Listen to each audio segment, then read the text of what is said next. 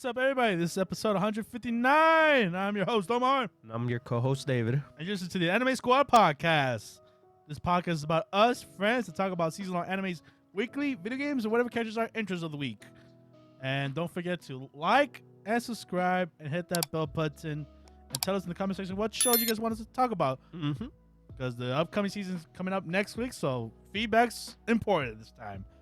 And last thing, we got timestamps for the remaining shows of this season, and yeah, and also in the description. Well, with that being said, let's just jump right into it. Starting off with our newest show for the next season, but this is the only one. Yes, we are recording only one for the fall, right? Fall season. Yes, fall season 2023. Because this season is basically over. The summer season is a wrap, but this is one of the new shows that's going to come up for next season of the podcast, and it's a really good one. Frieren, quote me if I'm saying it wrong. Beyond Journey's End, episode 1 and 2. As the day of this recording, 4 episodes came out for this show, which is a big plus.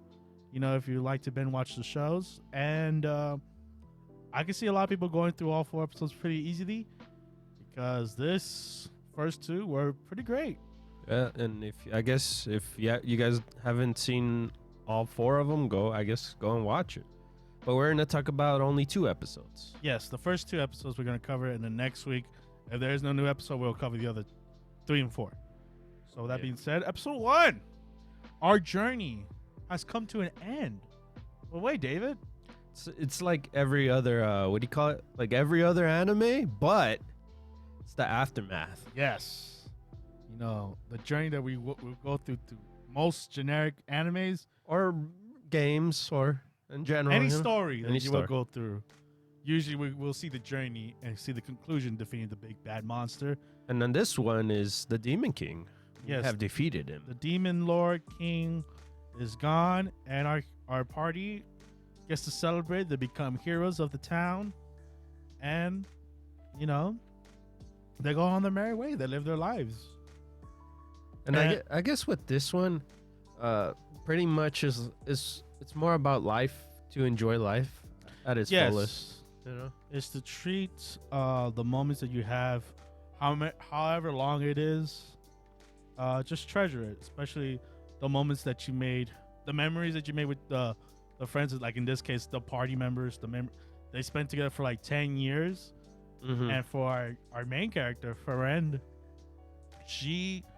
She's an elf, which, if you don't know, in fantasy world, elves live very long lives. So for her case, 10 years is like a year for her? It's kind of like humans and dogs, you know? Yeah, exactly. You lose your dog, you know, at 14 years. For them, 14 years is like a long time, you know? Yeah. And for us, it's like, oh, it's pretty quick, you know? No, yeah, exactly. But yeah, same case here. The elf girl, Frieren, she treats, you know, they wanted to meet up again, like in when she was done with her, because she loves spells, right? Yeah, her hobby is to like find new spells in the world, just like little things like how to turn grapes into sour grapes or take the rust off of copper statues. It was funny in that first episode where she, like, even though like our the blue hair guy, I forgot his name, Helck. Yeah, he's like, oh, she never like it was never emotions from her, but it was he knew that she was excited for stuff like this, right? Yeah, it's very interesting. Our main character, how she doesn't show a lot of emotion. She's very like stoic, but in a way, she's very emotional. She's very like, just not upfront with it. She doesn't put her emotions on her sleeve. She keeps it to herself a lot. Sounds like a tsundere. She don't like to show it, but she does care. Yeah, and it's very important in this first episode because we go through the whole cycle of a human life. Because there are multiple races in this first episode. Obviously, Frieren, she's our elf. Helck is our human. So is Hester, our corrupted priest, apparently. And Esten, our dwarf, muscle man. I like that we're looking through her, so for us is like a regular time thing, but when we see that she like 50 years have passed, within those 50 years people change, of course, right? Yeah, most definitely. Way like a lot. Like she You were surprised. Yeah, like in most animes or stories, it's a pretty long time when we get to like the meetup again. And here it's like fast forward, but they did it so well that it didn't bother me because, you know, for Ren, like I said earlier, she doesn't. 50 years is like what? In 5 years? Doesn't seem that long, but like in human standards, that's forever. That's their whole life at that point. So like when they meet up again, and he's like, I kept this black horn thing that she wanted it later in the story for you, and I kept it all off long and forever. And she's like, well, whatever. I just needed it. But like for him, it was like forever ago when they last talked. And I thought they did a really good job. And it's funny how when she comes back, you know, Himmel's now small, old, you know. No, that's why I was saying you were surprised. Yeah, how small he was. You thought that wasn't even him at that point. Yeah. Yeah. I was like, what the hell? How did you get small? Like I was surprised too. I was like, that's you? yeah, you were Damn. blue hair handsome man, and then now Blue hair, no handsome man. now he's beautiful beard, man. Yeah, beautiful mustache. Like he looked like an actual like wizard if he was the wizard class. But he is the hero. I liked before we started. We of course knew about the show that it was gonna be like a time kind of skip, and we're gonna know that some of these people may die or will die. My bad. Yeah. And I gave Omar like, hey, choose like who do you think's gonna die first? And of course, I was not expecting him either. But what's his name? Blue hair guy? Hemmel? Hemmel, yeah. Hemmel's the first one to go out. Yeah. But you know, he got to do what he wanted to do, is see the stars, because Frieren, basically took the whole squad for one more adventure, and is to go to the stars. Yeah, it's to get like a better view, because they saw it when they came back, and she said, "Oh, in another 50 years, we get to see it again." And but she had a special spot to see them all. Yeah, exactly. Because where they were at, there was too much light. So, you know, where there's a lot of light, it's hard to see all of them, you know? Yeah. So that's why she did this journey. And I was like, oh, she really cares. No, she wouldn't have done this if she didn't care about them. Exactly. Yeah. And because that moment where, you know, of course he died, the funeral happened. And she had no emotion from what people were saying to her that were pretty much being mean to her. Yeah. But the squad was, you know, like, at that moment, that tear got to me. I was like, damn. Oh, yeah, because, you know, I think it's just them being strong for their friend. Like, hey, we saw it. We knew it was going to come. It was going to happen. Yeah. Not show weakness, but, you know, why don't you see your friend 6 feet under, the dirt covered in the casket? You're kind of like, it's all fair game at that point. No, but I guess the thing that was hurting her the most is what people were saying. No, yeah, of course, yeah. Like she doesn't have emotion or anything like that. And like I was saying earlier, like she's very stoic, but you know, she does care. You know, she does have emotions. She's not a heartless elf, you know. Well, she kind of said it at first, but like in a mean way, like, oh, I was just with this group, you know. Yeah, for like 10 years. Yeah, but then she starts tearing up. And then that's when you notice it. Like, yeah, damn. I think it's just like in human nature. Like, if you have a good memory with someone and they happen to pass away, you always remember that memory. Well, it's kind of obvious, man. 10 years with someone, it means, you know. But she's an elf, so like for her, it's like less than a year. But out of all that time, she was with them. It did. No, yeah, it had a big impact, because, you know, they saved the world. Yeah. It just slowly creeped in her. That's why she started crying over it, you know? Because, yes, like what you said, it was probably like a small thing. but those small moment, quick, like you said, quick thing, it's what builds memories, and those memories last forever. Yeah. So I think that even beats the test of time in a way. No, yeah, it's one of those things, especially when you get older, you kind of realize that's really important. The time that you spend with like people you liked, or like just the small memories you make with random people, you wouldn't change the world for. And I think this anime, just for the first episode, does a really good job of like putting in display. It's just those moments. It's like, hey, remember when we were like at this spot and like we were getting ambushed and you got eaten by a mimic and we were like, oh, this girl. Stuff like that. It felt genuine. It felt like, just even like if it was just the first episode, seeing this group, you could tell they had history with each other like a long time. And I think this show, just like another show I brought up during when we were watching it, it gave me the your eternity kind of vibes. Not as in like deaths wise, but like some of these this episode in particular gave me the like humanity's like in a way good and bad at the same time, but when the good times come in, it always hits the most, kind of like that. I guess. Yeah. I don't know about the bad times and like per se in this episode. Oh yeah. But like Well, death. When death evolves, the whole, hate from people and stuff like that. It reminded me a lot of Makia, the movie. Makia when flowers bloom. Because the same premise, like, and like a different race goes through life, outliving the human race and stuff like that. Reminded me, if you've seen that movie, I highly recommend it. But yeah, it was just an amazing first episode. I don't know what else to add to that episode. But yeah, amazing first episode. And then we move on to the second episode, which is about meeting with Hirtir, our corrupted priest.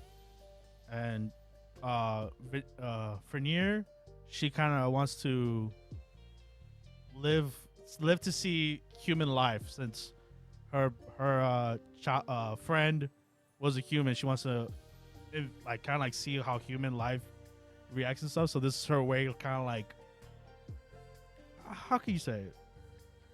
I think, well, in this episode, the biggest thing was the whole, I guess what do you call it? The thing, he didn't fear death, but he wants to see it a little bit longer. Yeah. The priest, Hirtir. Yeah, Hirtir, yeah. Yeah, he wants to, because he rescues a girl, right? He rescues Frieren, which is the purple hair girl. She's also a mage, and he wants to see her become the mage that she could be, because she's super gifted, right? And no, well, at first, I guess, what's her name? Frieren, yeah. In general, like, he asked her, like, hey, can you let her be the, what do you call it? Apprentice. She said no. She has no time for that, I guess. In a way, she doesn't want to deal with. It was that, and then, the things you've seen with apprentices happen to them. Like, they die. Yeah. So she was like, no, I can't deal with that. Mm-hmm. And so, I got her. I was like, okay, that makes sense now. Yeah. When you said it, at first when she said no, I was like, damn, that's kind of mean. But then when you said about that, I was like, all right, it makes sense. Yeah, and she's no ill intent towards him or Ren. She's like, I don't want to go through that. But then he brought up that proposal.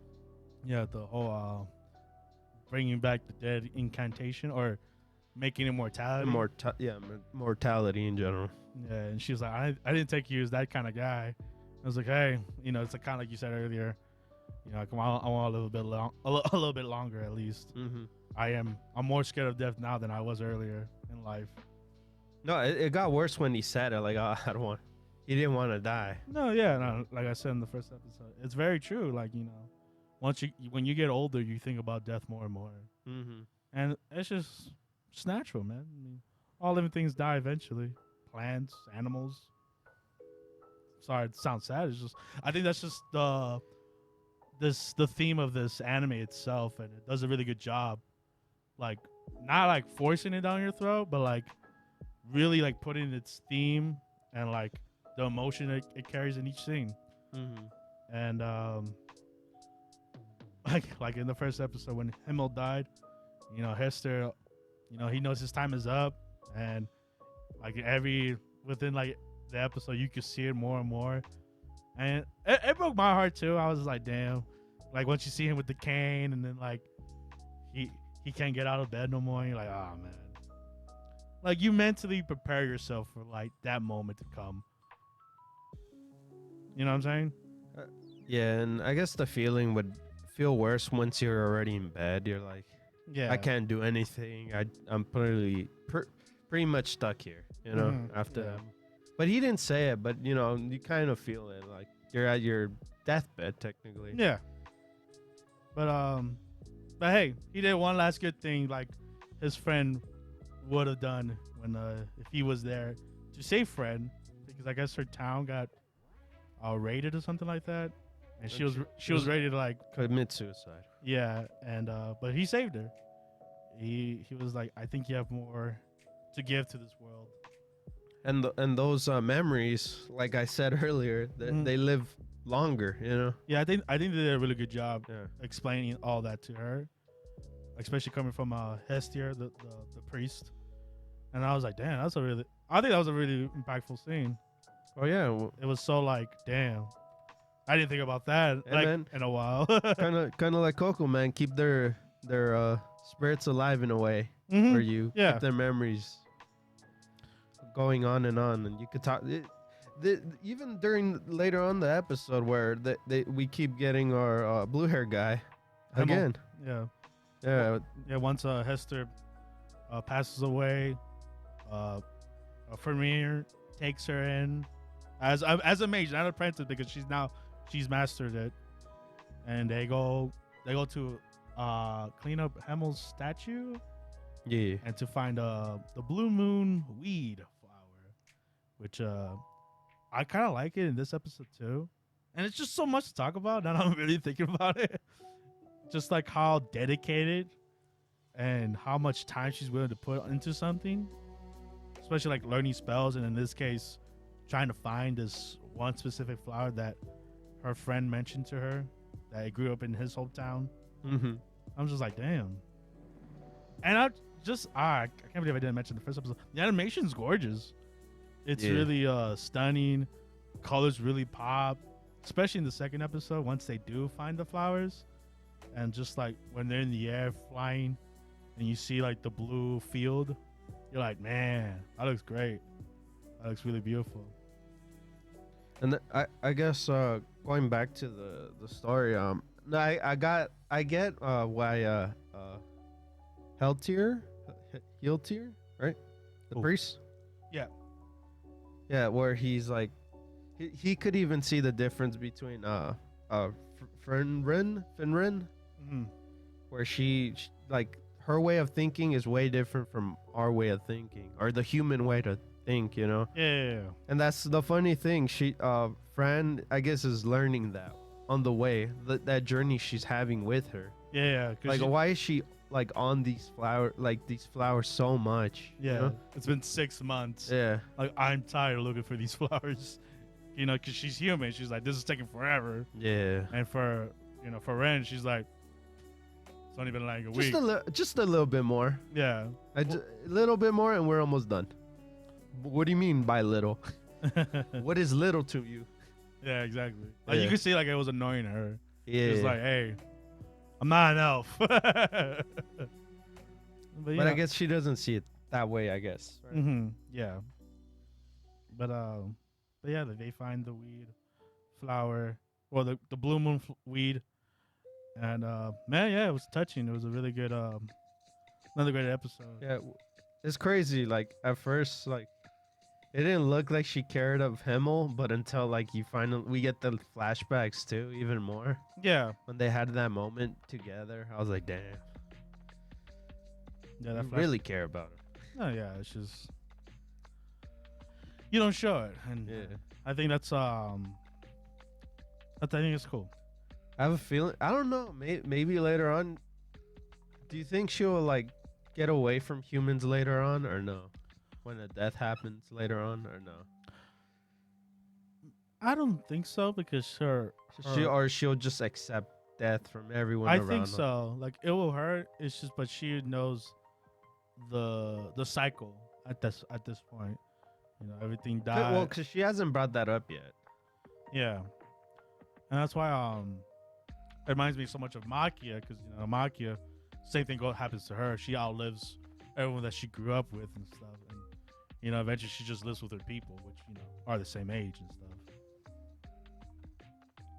So I don't know. We'll see. We'll see where this show goes. Right? Yeah, Frieren will go back to the elf village or forest, whatever. Who knows? Yeah, I mean, or maybe she just has to keep on living for the people. I guess she had people around. mm-hmm. Kind of like To Eternity with our guy. Oh, Fushi?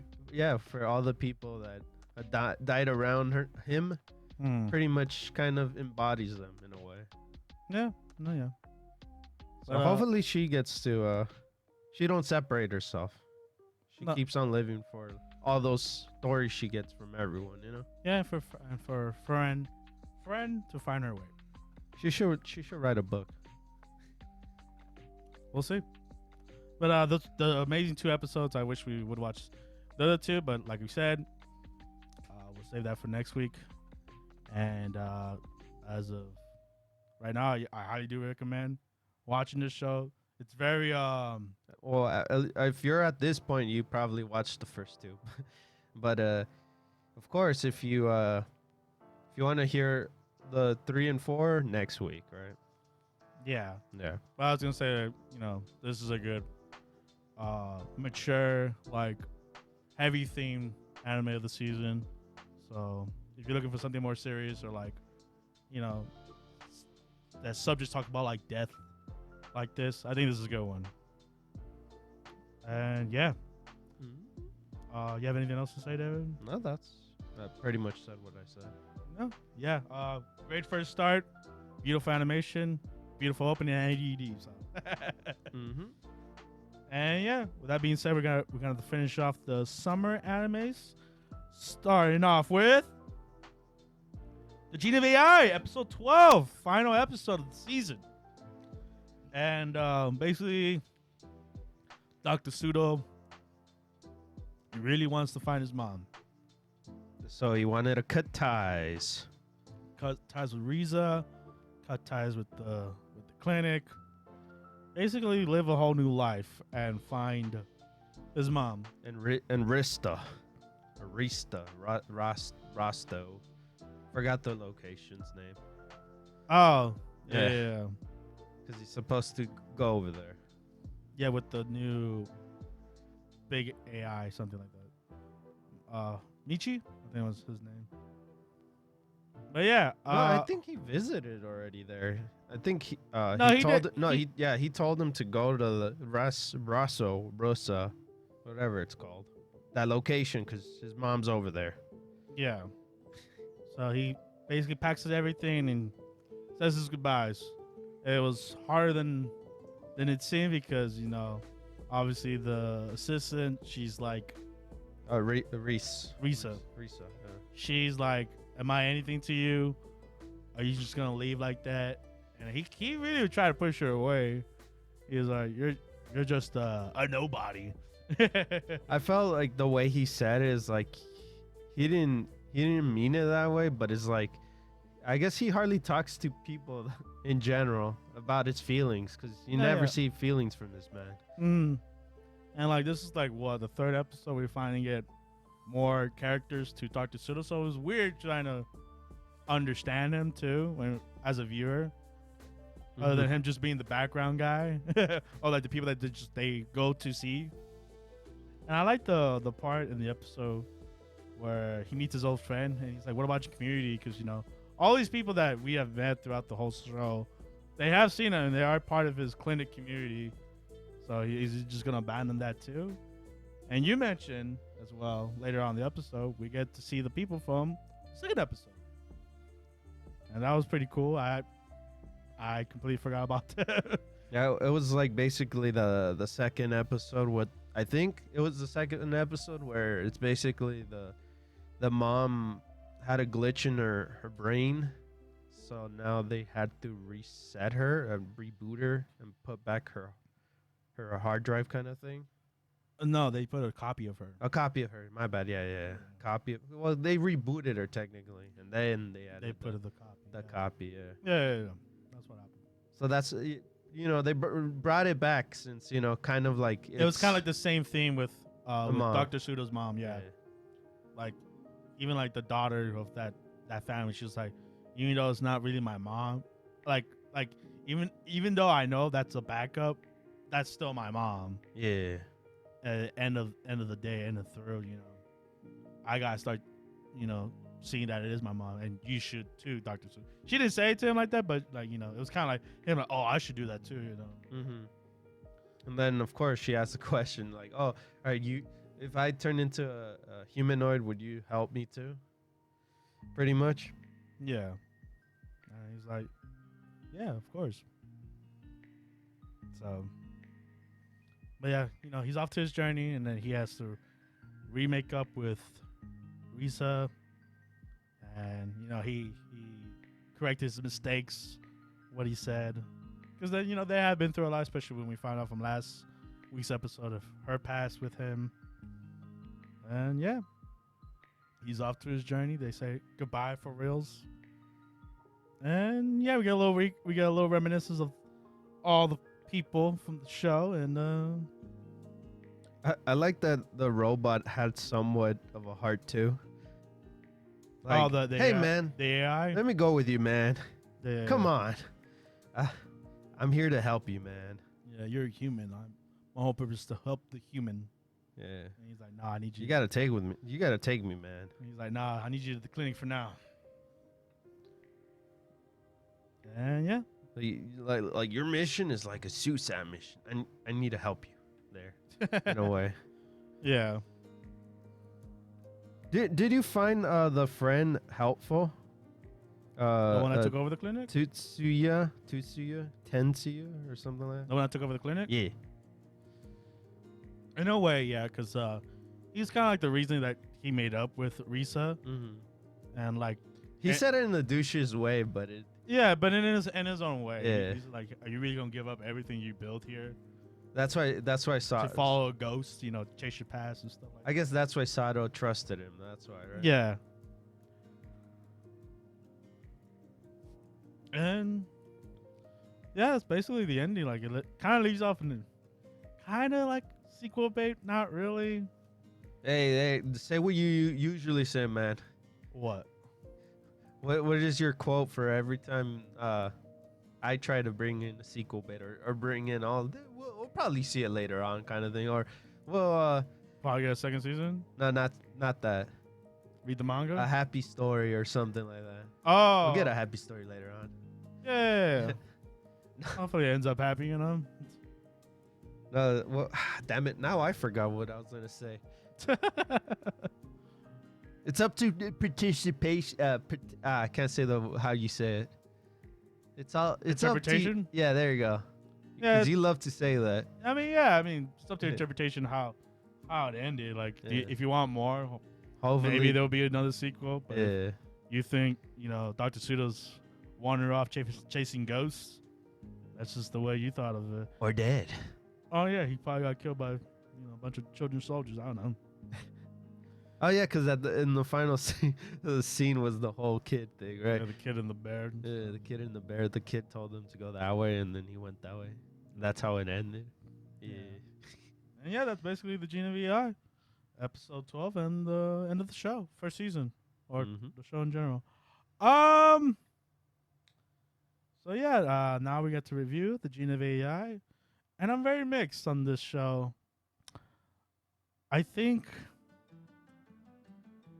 Dr. Pseudo would have been more enjoyable if throughout the show he had like a little bit more to play, because it is episodic up until episode 11, where we finally go back to the main story of Dr. Pseudo and his mom, and that's fine it just once like the formula of the episodic came in, I kind of lost interest in his story to search for his mom, like I was in the beginning, and it felt weird trying to jump back into that when there were other stories I wish we would have kept going with the episodics, like the main things, like the kid going through all the school of the Pinocchio robot going through every school, how they were treating him and stuff, or the whole the teacher not liking how the new school system is and where he works at. Those are topics like, oh, that just seems like a cool idea. I hope we discover more. And that's another criticism I have. This show basically dives in very base level of the ideas of most sci-fi Robotniks fantasies, where we had great conversations, you and I did, but that's because we go on theories and ideas of what the episode was trying to say. But base value of the show, it's very, very basic, very minimum, and sometimes you even have questions where they don't even answer it. So I don't know. And then animation's very, very average, very not like wow factor or anything, just very basic animation. So I think my rating's gonna be 4.5.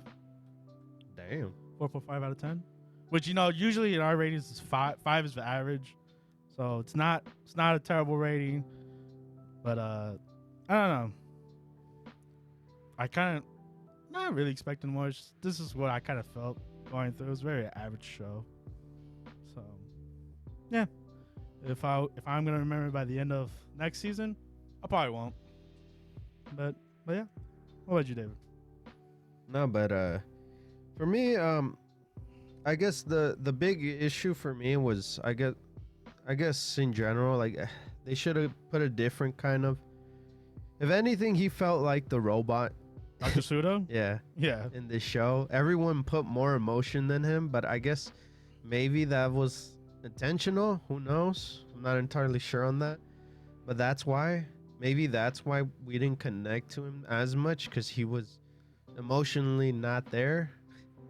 But he did have the emotion, but it was just, it didn't show as much. So that's why I'm like, oh, okay. The episodes were great. I enjoyed like every episode. I just didn't like the ending where it just ended kind of abruptly, and we're, like you said, up to a interpretation, and I kind of didn't want that. Then the big issue for this show in general is like I wanted to know what's this world more like. Other shows give like, oh look, this city is bad, like there's like humans don't like humanoids, like 40% or 60% of them don't like it, or like stuff like that. I wish we got into more about that. But we don't get it. Like what's in this this town in general? Like why didn't we see more like news videos of like, oh look, there was a crash accident and a robot destroyed a human. They're human. Like stuff like that. Yeah. I wanted more like stuff around the world other than these cases, just to build around this. Like, what is this location in general? What else did I have issues?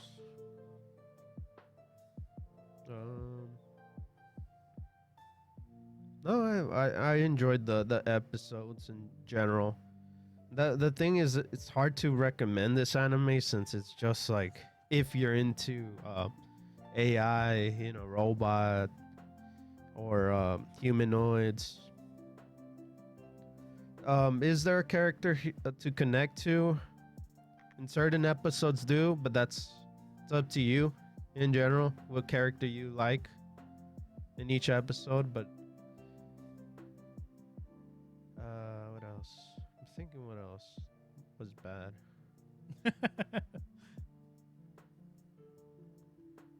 No, yeah, well, the other bad is the structure of how we're getting the story. Like I wish we got in betweens scenes of Sato more Mm-hmm. of our MC, but we didn't get it as much. We like Omar said, only in the beginning and at the end of the last 2 episodes. Yeah, like he'll show up in the episode, but he's kind of like whatever. He doesn't. Yeah, I do wish much. we got in betweens Mhm. about him and his like his mom and more of that. But yeah. No, that's pretty much it.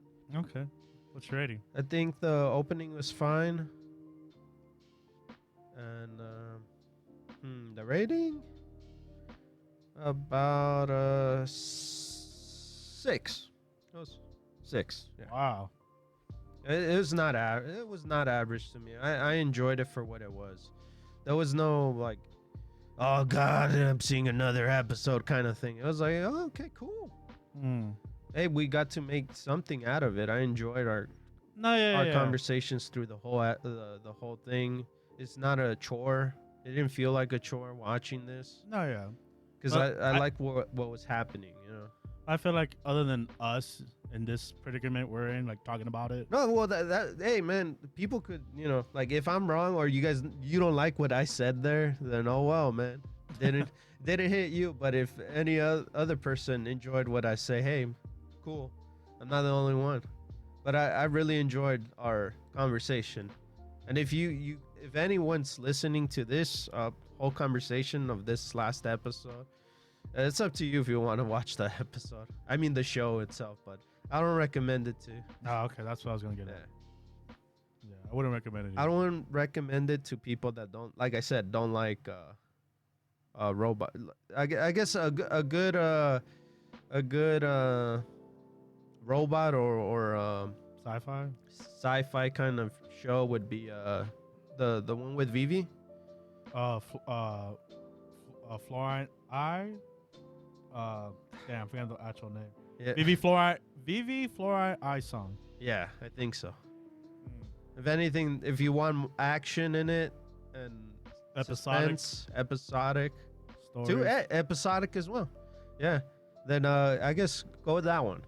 Yeah. If you want something slow and you don't want much answer to your, to what you think, then go with this show. It's just up to people. And I to me, it was fine. Fine for what it is. Am I gonna watch this again? Like in another month or two? No. But I enjoyed what we watched. Yeah. And do I regret watching the show? No. It was a good piece to talk about, and yeah, it was good for this. It's one of the lowest shows, but not bad. Yeah. And that's why I gave it this score. Yeah. All right. And with that being said, we got to say goodbye to the Gene of AI. It was nice knowing you, but we have to say goodbyes. And we move on to the next anime. We have Helck, episode 12. And as the day is recording, this will be continuing to the fall anime. So it is a 2-core. But yeah, this is episode 12. And everyone's getting stronger. Everyone's getting buffing up their stats. And bigger. The human angels, they keep coming in hot. Just kidding, they're not getting. Some are getting stronger, but they're getting more stronger. Yes, the demon army itself are getting more. They made some advancements. They took back the Thor castle, and the demons that participate in the tournament are now in the army, volunteering. And there are some standouts like. What was I gonna say? In this episode in particular, I feel like we're like we have a not a side swap. This whole show was a side swap pretty much, where the demons are the good, in a way, good guys, right? Yeah, no, yeah, that's basically what it is. Yeah, the demons are kind of like the people we're rooting for. Yeah, and the humans are kind of like the bad people. Oh yeah, and then the major thing, of course, that they finally found out is that they get reincarnated in a way. Yeah, back to how they were. Yeah, so it's just like they die, they respawn, kind of, Yeah, because when they were fighting them, like again, the undead girl. She was like, "How many times do I have to kill you now?" And like the I guess head commander, he's like, "Shut up! I'm gonna kill you this time." And he doesn't. But they don't care. They can throw their lives as many times as they want because they just come back while gaining levels. Which I think that was a new thing in this show. That each character has their own level system. I guess kind of like an RPG. Yeah. And I think your girl, the cat girl, she could like see the levels or something like that. I think so. Because she's like a tactician. And that was interesting to see. But as the angels are getting stronger, so is the demon army. You have standouts like this bunny guy, this bunny demon, or the dog dude. Yeah. With dog hands, puppets. I don't know. That was interesting. Interesting character. But they're holding their front as much as they can. But they're straggling. Yeah, because eventually they're gonna wear it down, unlike the humans. So they have to come up with a better plan soon. But until then, they're holding the fort. But then they find out that Vamirio is approaching. Yes, she's actually in the map because they tried to track her again, and hopefully she was not outside the map. And this time, she's on the map. She's coming into the demon land. And hopefully they're on their way soon. And yeah, they're very happy about that. They're like, yes, she's on her way, and hopefully Helck is not a bad guy. Oh yeah, because they had a whole conversation with about Helck. Yeah, Helck. My bad. Helck. Helck? Yeah. Yeah. No, you got it right. No, it's Helck. Yeah. Yeah, and but yeah, they're just. Oh no, Helck. Now you're getting me confused. Helck. Before the comments scream at me, because now they're in believe that he is on their side, especially that there's Vermilion. She's still alive, and she's probably with him. Yeah. With the other great warrior that they have in their group, Pibu. Oh my god. I don't even know about him. They will. Eventually. And I like their strategy to defeat that sandworm when we cut back to them. Oh jeez. Use him as bait. Yeah. And this time Vermil's the one taking an action because she's damn near scared of seeing Helck turn into that monstrosity that she saw from last week's episode. Yeah, because I've finally she kind of swapped how she thought before, oh, she's the bad guy. I mean, he's the bad guy. Mm-hmm. It's kind of like, hey, he could be on our side, but I just don't want him to get to that place, Yeah. At that point, she doesn't even care if he joins his side or not. She just doesn't want him to go to that state no more. Yeah, or be in those crosshairs. Yeah. And I was like, oh, so now you're caring about him, huh? Mm-hmm. And Helck sensed that too, so that's why he brought up that. I think it was the Hero Slayer's sword that he carries around with him, but it's broken. I guess because of I like that moment too. He's like, hey, if I ever go crazy again, you have every right to stab me and kill me. And she's like, don't put that responsibility on me. No, and the thing is too, she didn't want it at all because she's like, I don't want to do it. This is not you're not going to that state no more. Yeah. And then we learned that sword is, in fact, a hero killer. No, yeah. That was cool. Mm-hmm. I was like, damn. So this is a sword that you probably used because it was Yeah, I feel like there's history behind that sword. Yeah. And maybe Helck used it in one time in the back. And in the human world. Oh, yeah. So I was like, damn. I want to know. And then he was going to say the whole story of basically what happened stuff too. But that's going to have to wait. Yep. And I was like, damn. You know why? Why? Because we have more important factors. No, I wanted to know more. Like dance-offs. With Piwu and Vermil. I needed to know more, man. And ice cream time. It's stopped in a good position, man. I want to know. But come on, man. You want to see them eat ice cream? No, I wanted them to let me in. Let me in. And you ever wonder if Pyrrhu looks adorable with cat ears?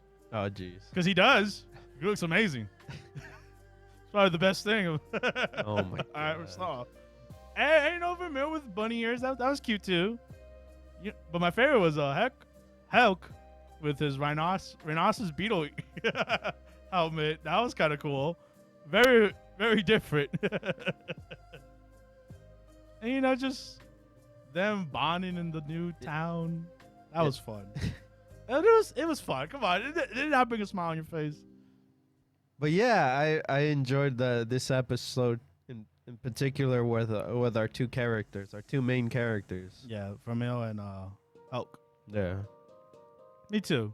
And I just wish we got that piece of the story. We got the fish bait, and now they gotta pull us in, man. Mm-hmm. 'Cause I want to know what happened. Yep. And I guess I just want to say my piece about Helck, the show. I always like when we're with our main characters, and whenever we do split off from them, like I know the war's happening with the demons and humans. Mm-hmm. It's just I feel like there's not a lot of stake. I don't know. It feels weird, right? Like I feel like it's not important until our main characters get there. It's because our boy is getting there, man. We know his factor in there too, so maybe that counters kind of his thing, right? Helck? Yeah, because he's really powerful, but he could pass that. He gets mad, super mad, so that's not good. Mm-hmm. So he could basically demolish everyone else, but that's where I want to see, like, how is he gonna fight these couple fights? Like, I'm curious once we get to the war, like, yes, he could like destroy a lot of them, but what point would he break, Mm-hmm. And that's where our girl pretty much says, like, hey, I'm gonna try to control his anger so he doesn't go psycho on us. Yeah, lose control. Yeah. But yeah, If anything, that's where my stake is at for both sides, I guess. I can't say one side, both, because he is a menace of society. and I just like Pyrrhu as a side character. He's hilarious, and just changed the vibe of the show in a good way. To you, right? Yeah, to me. But like Pete, Or to anyone else, maybe. yeah, oh yeah, he has a big fan base. Tell us in the comments. Yeah, are you a Pee-wee fan as I am? Let me know. And did the show spark when you met him for the first time? it did for me. And just like Pete said in our last week's podcast, this is when things turn up. So hopefully the second core proves Pete right and the manga readers. But yeah, that was Helck episode 12. We will continue on the next season of animes. And with that being said, we move on to the next one. We have Regine of the Seven Spellblades, episode 13. 13. And you would think this will be the end of this first season, but it is not. This anime is special. Because we're saving Pete, still. Yes, we are saving Pete. And this episode has this season has 2 more episodes to go. So, But now we're at the journey point. yes. For once. You get a journey point. I didn't want. Oliver and company are going to rescue Pete. And they're going through like a forest labyrinth moments with a bunch of montages. Montage with the 4 of them. Explanation of why there's a sun in the labyrinth. And explanation of what this tree means and all the creatures living in it. Yeah. Oh, man. This show, Jeez. It's like there's so many groups that are going after rescuing Pete and the guys that I'm losing track of who am I following. Like you have the purple squad that we had a flashback with Oh, yeah. with that guy and Salvador. Their past and like, hey, if I get to her, you know, I could talk to her out of whatever mumbo jumbo. Then we have, you know, Oliver's secret cult group with his brother and sister also trying to go find Pete. And they're like, Wait, are they, or was the girl just following him? Remember, she doesn't follow them. She is following. She was with them, but they told him to stop going off after Pete and them, and he was like, nah. You listen to my orders because I'm the cult leader. You protect me. I thought she the girl pretty much said like, hey, to be honest, I'm just here for you. You are the leader, you know? Yeah. Kind of thing. And I'm gonna stick to you, you know? I like you. That's how it felt. Yeah. Well, Yeah. It is that. Yeah. It's just like she was ordered to do something. I forgot what she was ordered to do against Oliver. And she was like, I'm not doing that. I'm like, all right, cool. You could be secret ninja assassin bodyguard. Yeah. Took out a bird, you know? Yeah, good job. Nice. And well, that group's happening. Then we have Oliver and company, with the third year, you know, enemy now ally, going through this forest labyrinth, and then, at one point, and then we got a random ass what do you call it? moment. A moment with Stacy and the cousin. Yeah, I guess she's after The wolf boy. yeah, she's going to rescue a wolf friend, and they're talking. I don't know why the other girl was introduced. I don't know who she is. But they are siblings. I guess. Yeah. Well, of course, you know, the other sister is half sis. I have no idea her role in this whole debauchery that's going on in this story. So she just comes in, whatever. I don't care at this point. And then, you know, my favorite part of the episode, you know, when Nano could sense respect in animals and stuff, because they enter a monkey nest or whatever, and he's mad. He's like, wait! Before that, bro, remember, guy came in clutch, right? And he gave them bread. Oh yeah, They're like, oh man, this bread is delicious, and like a bunch of seeds to grow. Yeah, so this is gonna help in our journey, man. Yeah. And I thought it was like, why mention guy? But you know, Omar's like, just so it could be important somehow. Yeah, somehow, some way, make him relevant to the group. And I was like, what? Okay. To be honest, I think Guy's more useful than Pete. And I'm not just saying that because he's the damsel in distress, literally. And, but yeah, I was going back to the monkey thing, and then I was like, yo. Oh yeah, because they were gonna start fighting him. Yes, they're gonna start fighting the monkey, and all the monkey was just respect, that they're in a way, yeah, in his bed or whatever. Like, yo, show me some respect. And I was like, I'll show you respect. And they're like, how'd you know he wanted respect? And he was like, respect knows respect. And I'm like, damn, that's some respect right there. Yeah, that monkey gave more respect later on, though. Oh, yeah. Monkey sees a giant mantis, which, if you don't know, mantis are really scary in real life nature, too. I've seen videos where they could just kill birds. It's nasty. Anyways, mantis shows up with, you know, its scythe thingy, and monkey's like, yo, show me some respect. And the mantis is like, I'll show you respect. Gah! Literally one taps him. And then our group, Oliver and company, gotta defend against the giant mantis thingy.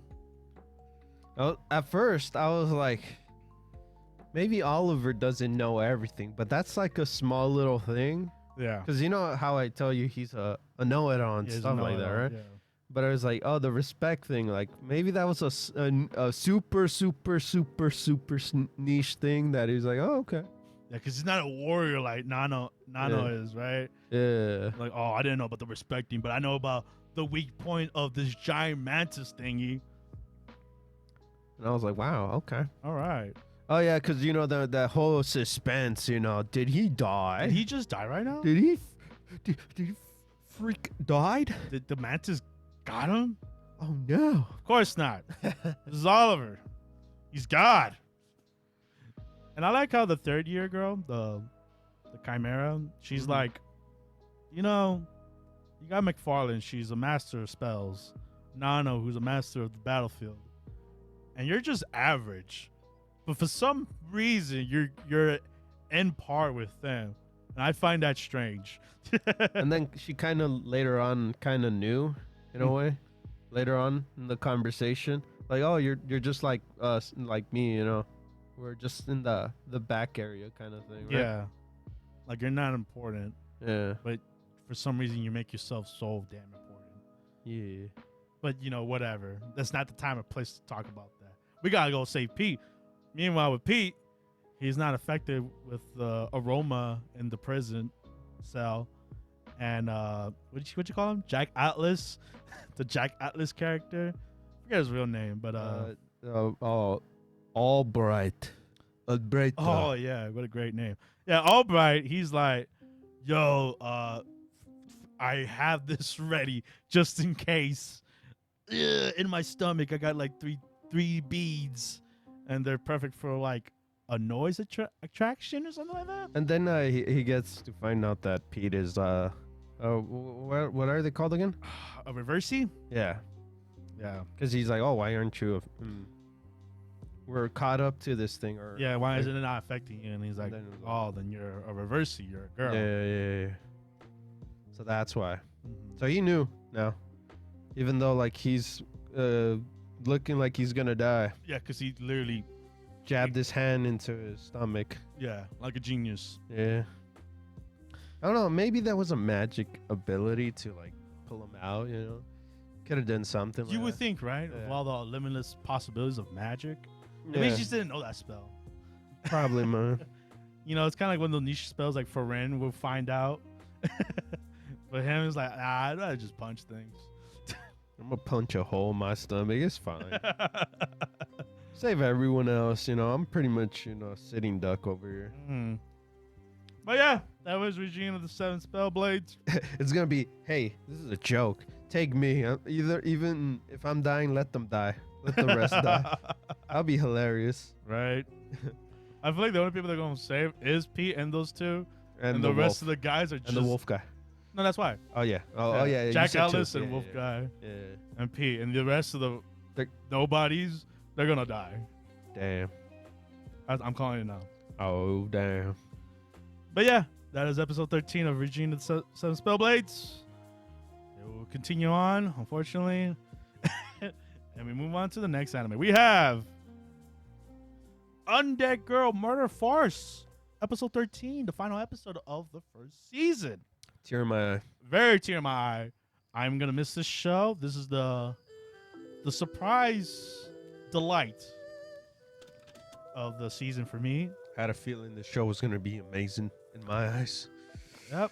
But yes, episode 13. We have finally solved the mystery between these little girl / werewolf murderers. Aya, she found out who it was right after. It was insane. Yeah, it was a great reveal. Really well explained. It was really explained, but I was like, I can't catch up to this. Exactly. I got kind of lost in it, and that's just me. No, but us being dumb. Yeah, but they really explained it really well to make it sense for me to understand. Like, okay, like even though I don't.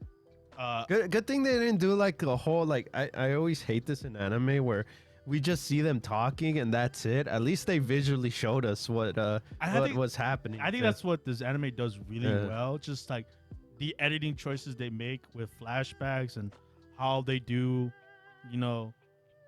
visual cues and stuff like that. It is so well done. Like throughout the whole anime, and especially in this episode. But yeah, literally in the beginning, we literally come where we left off.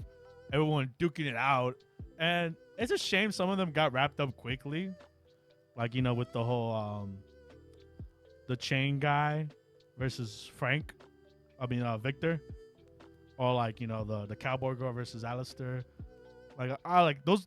They seem like cool fights. It's just it got wrapped up pretty quickly, which in a way kind of seems realistic too. Well, I guess to me on this episode, they didn't matter as much too at the same time. The white coats. Yeah. Yeah, I feel like the white coats are just like red coats, just dressed in white. But we could see that Victor is kind of helping, kind of helping us. yeah, because he helped them with the fall, Yeah. and so that's why our Oni Slayer kind of repaid him the favor. It was like, hey, this is my way of saying thanks. It's kind of like a give and take kind of thing, Mm-hmm. They gave you something, you take it, and then vice versa kind of thing. Yeah, and even then, Victor respected what he did for him, Mm-hmm. and he still gave him more. Yeah. He was like, hey, no, the only thing I asked is like, is Ai's body okay? And he's like, yeah, it hasn't been touched at all. It's back in base. And he was like, I'll give you a hint. It's back in London. So whenever we see you over there, catch this fade. And I respect that. I'm like, that's cool. It doesn't like diminish Victor's role. And he's not an asshole like the other two. Yeah, like He doesn't cheat. exactly. He's not a Like Alistair and Carmilla over here. yeah. And that Carmilla fight was actually pretty good. Yeah. When they got that run back, I was like, woo! And visually it was like, I was like, damn, this is kind of impressive. I got lost in it. You know what's funny too? That moment with a quotation panty shot kind of thing Oh yeah, to Carmilla, but she got flustered. yeah. She was like, when did you stop wearing panties? And she's like, I don't have any. Couldn't find them. And then I was like, oh damn, she got that moment, but a different moment though. Yeah. You know, the cliche kind of thing, but it wasn't a cliche. It was a different cliche. Yeah. Usually the guy gets to see that, Yeah. but this time was It was a vampiress, yeah. Carmilla. And the funny thing, it was not panties. Yeah, I did that. I did that video. And then she was embarrassed too over it. Like, oh damn, I forgot. Yeah, I forgot about that. And she's like, nah, if anything, pump me up more. I'm like, oh, okay, Carmilla. Yeah, I love that the whole scenery was dark, but when it went to like, I feel like she got poisoned from that slash, so that's why she went into that whole Lucid. state. Yeah. Lucid kind of dreams with the whole drapes and stuff. The girls gaining her and stuff. Yeah. And I'm surprised she let her off. She was like, hey, we'll catch this run back again later. Like, Maybe because she wasn't fully prepared. She was still flustered of that shot. Yeah. That's funny. Maybe that's why she cares about her. Yeah. I don't think she will care about the rest of the squad, but her, I guess she has. I mean, now they got beef. Yeah. They got real beef. Two Yeah. times. And she's lost twice to Carmilla, so she's like hating herself over that. And Alistair being the cheating magician. Oh yeah. I like it though. It keeps to who he is. Yeah. An asshole. Yeah. But I don't fight fair. I fight till I win. yeah, hey, that's how some fights are. And I'm not entirely sure. Omar says the cowboy died. I say she's not dead. We'll see. we'll see. They didn't give us a conclusion with her. Yeah. Other than she's dying slowly. Yeah. She's not gonna die right away. She's dying slowly, but who knows? Maybe there's an antidote to remove it. Who knows? Maybe next season. But yeah. Whenever they announce it. Yeah, after the all fights are done, we get to the conclusion of the case. The whole reason of why our culprit, drumroll please, Nora, our blonde hair werewolf, which we see that she was in the werewolf village, has been tricking both villages this whole time. She has been shape-shifting into the wheelchair girl from the village, and she's been playing both roles, bamboozling both villages To hate each other. Yes, and to eventually kill each other off, Yeah. which she did successfully, as the result of the last episode. I felt like a lot of wolves died more Oh yeah, than humans. no, yeah, most definitely. it was just a bloodbath last episode. Yeah, and in this one, that we're in a start of bloodbath between both humans and werewolves. Yeah, and I think it was just more disheartening to see when the parents of the wheelchair girl In a way, the parent with the old lady, and then the parent with the daughter, right? Yeah, the wheelchair girl. Yeah. Like how, like that whole time, like it wasn't her, but they never knew. Mm-hmm. Like, and it was kind of like disheartening. And I was like, damn. But Aya puts the pieces together. Like, obviously the first clue with the whole her room wasn't really, trespass. That like she had to be the one to break it and make it look like a werewolf came in to nap her. And then I guess the big thing was the tunnel. Yes, that leads to both sides. The underground passage, and how all that's really connected, and how, in actuality, the girl in the wheelchair and her Nora were working together because she also hated her village. Oh yeah. And I was like, damn, both these villages suck. And we find out why, because both villages are not, they're not getting away with what they did. Obviously, the werewolf one with the chief grandma, she wanted to make the ultimate werewolf, which Nora was almost to become as the golden werewolf and stuff. And then the humans hate the werewolves. Yeah, and obviously the wheelchair. It's all their fault. Yeah, it's both of their fault. Mm-hmm. And Nora just one of the girls that she was stealing and also like killing, I guess, to let them have their own choice and to escape the village in itself. Mm-hmm. But somewhere along the way, it kind of got lost in there, and she was just like, she killed that painter lady. I was like, damn, that's kind of sad. I like that touch because it was in the water. Mm-hmm, yeah. Right after she said like, hey, I should get penalized for this, Oh, with for killing these people. Mm-hmm. I didn't get that part. With they just let her go.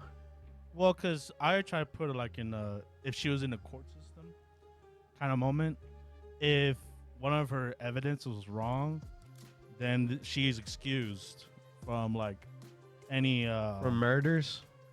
Yeah, anything that's against her, it'll be counted as no longer proof or whatever. I don't know, man. Oh well, I guess they're it's a fantasy, bro. Just go they're monsters, right? Yeah, they're monsters.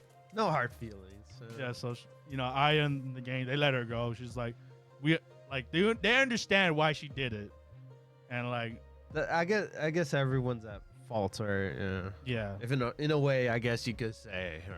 I mean, yeah, she's still a murderer. She killed that wheelchair girl brutally, bro. I was like, I don't care what you had to do. Like, that was brutal. I was like, man, you had her laying down like that and blew her brains out? Ugh. Dang, that's cold-blooded. Yeah. But yeah, she gets to go free and meet other people like them. Yeah, and start a new life, basically. Yeah. She's gonna do what she, I guess, wanted to. Yeah. They're free. Mm-hmm. Just like the mom and human guy. Yeah. And yeah, case is solved. And not everything's at peace, but both villages decide to like not mess with each other no more. Still hate each other. Yeah, of course. That's never gonna go away. But I think that this time there won't be any ill to attack them anymore. Maybe we'll see. No, we'll not see. I mean, we won't see that, but I have a feeling they will, though. That's just the case. Yeah. And yeah, we're going back to London. Brighton. Yeah. We're going back to London because we got the clue from obviously the Oni Slayer. He's like, hey, your body's over there at base. It's funny that he also gave him the diamond back. Well, yeah, respect. Victor was the respectable, enemy. Yeah.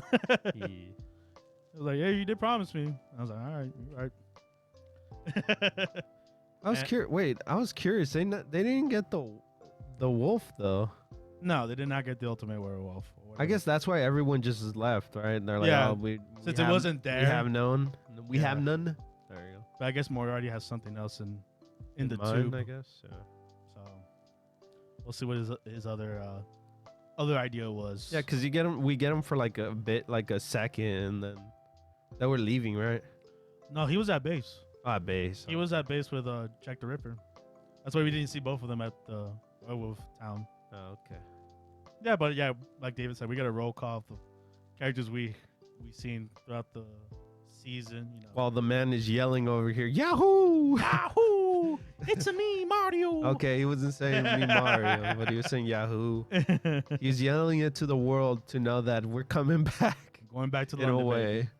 Yeah, that was funny. Yeah, that was, and that's just like a good way to send off this season. Just like the tone of the show, like how goofy it could be, and how really well executed these editing choices. Oh, yeah, I like that scene where the I forgot the wolf girl was fighting our boy. Oh yeah, in the cave, right? Yeah, like it went dark, and then you just see the slashes.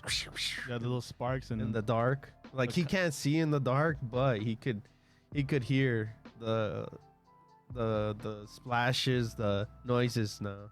No, yeah. And the yell. I was like, oh, okay, cool. So we could see his other power kind of thing. His hearing senses is real good. And visually looked amazing. Yeah. Like the whole little chalk kind of like drawings Yeah. of our characters. Oh, good thing I you gotta brought it say up. that, yeah. Yeah, no. That was a cool fight. Of course, the man, has to take off his his shoes and his gloves, ready to fight. Yeah, he's like the usual. He's like Dragon Ball Goku, you gotta take off the weights off of him.